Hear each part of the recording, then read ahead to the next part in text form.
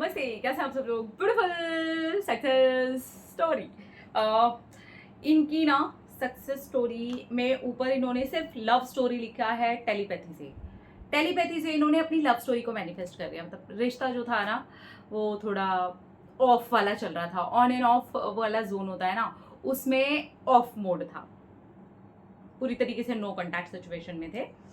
चलिए देख लेते हैं, सक्सेस स्टोरी बताती हूँ मैं आपको। नाम तो नहीं दिया है, लव स्टोरी है टेलीपैथी वाली।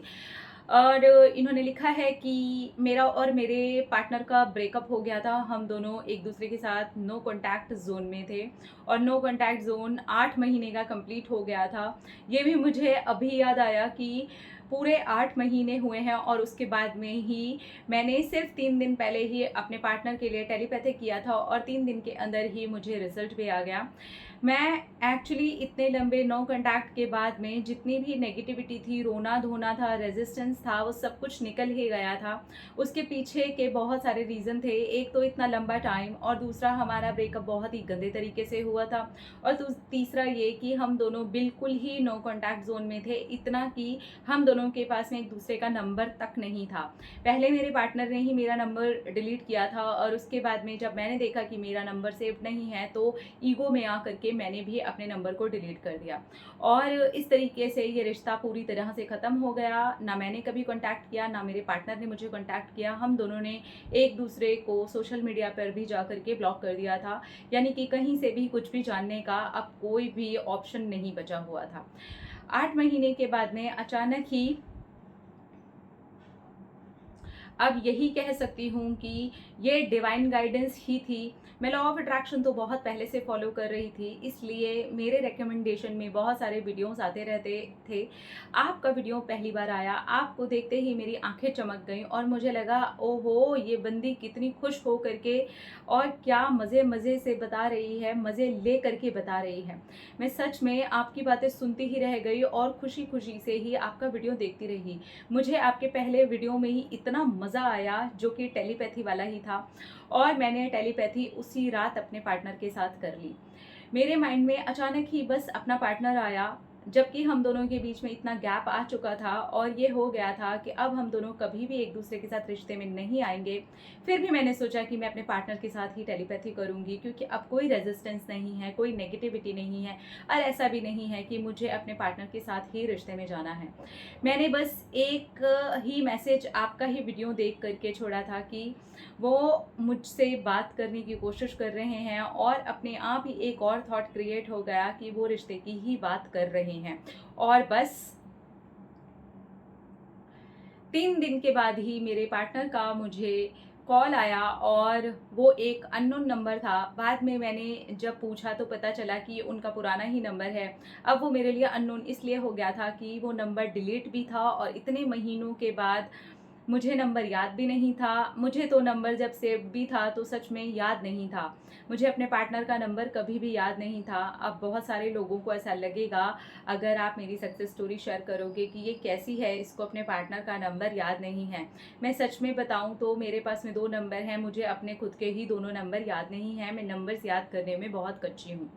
तो मुझे बिल्कुल नंबर याद नहीं था और मेरे पार्टनर ने मुझे रिलेशनशिप के लिए ही कॉल किया और उन्होंने यही कहा कि हम दोनों को एक दूसरे के साथ रहना ही अच्छा होगा। और मेरे पार्टनर को बहुत टाइम से मेरा कोई भी ख्याल नहीं आया, लेकिन उनको मेरा सपना ज़रूर आया था अभी 1-2 दिन पहले, यानी कि मेरी टेलीपैथी करने के 1-1.5 दिन के बाद ही मेरे पार्टनर को मेरा सपना आता है और वो मुझसे रिश्ते की बात करना शुरू कर देते हैं। उन्होंने पहले ही कॉल पर हम दोनों के रिश्ते को जोड़ने की और एक हो जाने की बात की।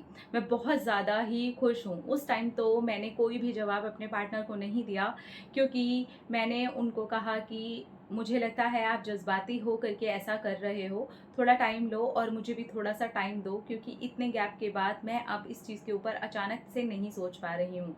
उन्होंने कहा मैंने तुम्हें अपना फ़ैसला बता दिया है और अब तुम्हें खुद ही सोचना है कि क्या करना है। तुम्हें ठीक लगे तो मुझे जल्दी से जल्दी बताना। उस रात मैं सच में नहीं सो पाई और मैंने यही सोचा कि मेरे पार्टनर के साथ में रिलेशनशिप में क्या अच्छी चीज़ें थी। उसी के बाद से मैंने ग्रैटिट्यूड जर्नल को लिखना शुरू कर दिया और अपने पार्टनर के बारे में जितनी अच्छी चीज़ें थी वो लिखनी शुरू कर दी।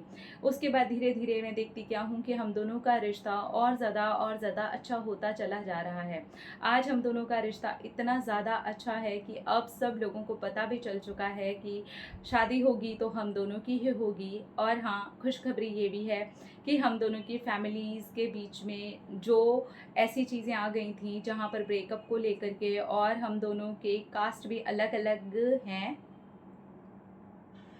वो सारी चीज़ें भी इसी बीच में अपने आप ही सॉल्व हो गई। जैसे कि ये गैप होना बहुत ज़रूरी था और हम दोनों को एक दूसरे को समझना बहुत ज़रूरी था। मेरा टेलीपैथी को समझना बहुत ज़्यादा ज़रूरी था और मुझे इस रिश्ते में एक दूसरे का कदम से कदम साथ मिला करके चलना, ये समझना भी बहुत ज़रूरी था।